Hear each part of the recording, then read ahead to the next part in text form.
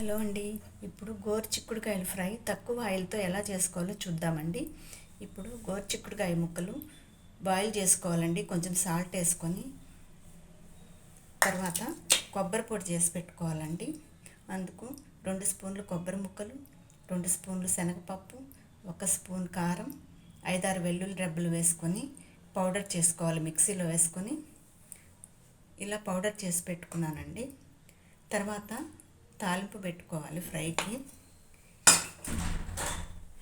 తాలింపుకి 2 స్పూన్లు ఆయిల్ వేసుకొని ఆయిల్ వేడయ్యాక 1/2 టీ స్పూన్ ఆవాలు, 1/2 టీ స్పూన్ ధనియాలు, 1/2 టీ స్పూన్ జీలకర్ర, 1 స్పూన్ శనగపప్పు వేసుకొని ఫ్రై చేసుకోవాలండి. ఇందులో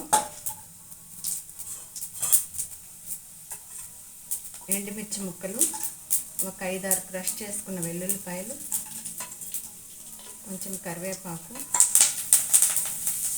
వేసుకొని ఫ్రై చేసుకోవాలి.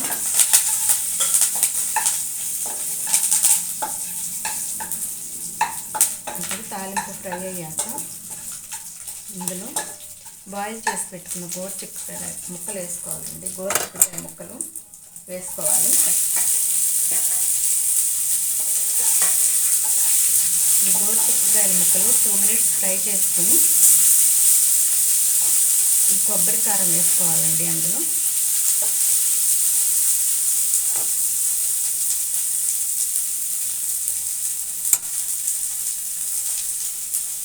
కొబ్బరి కారం వేసుకున్నాక 1 నిమిషం ఫ్రై చేసుకోవాలి.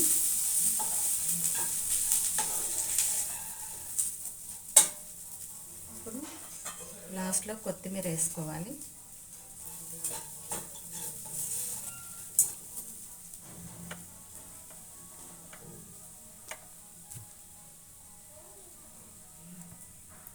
అంతేనండి.